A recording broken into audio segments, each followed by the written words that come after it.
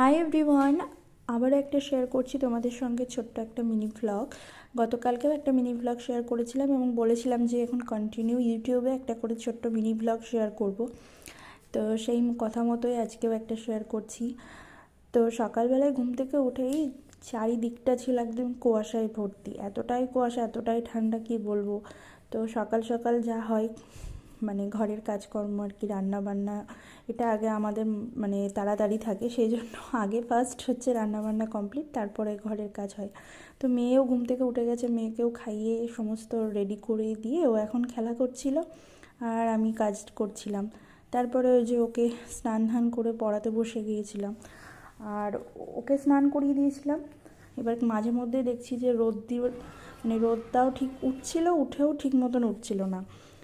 তো তারপরে আমারও স্নান ধান কমপ্লিট হয়ে গেছিলো, স্নান করে মেয়েকে নিয়ে একটু সময় কাটাচ্ছিলাম আর একটা জিনিস ড্রয়িংও করছিলাম, মেয়েরই একটা জিনিস। তো সেটাকে আর কি সুন্দর করে রাখার জন্য ওটাকে একটু ডেকোরেট করছিলাম। এটা হচ্ছে আমার মেয়ের মানে হাতে খড়ি দিয়েছিল, সেটার সিলেট। তো ওইটাকে আমি সুন্দর করে রং করে রেখে দিচ্ছিলাম।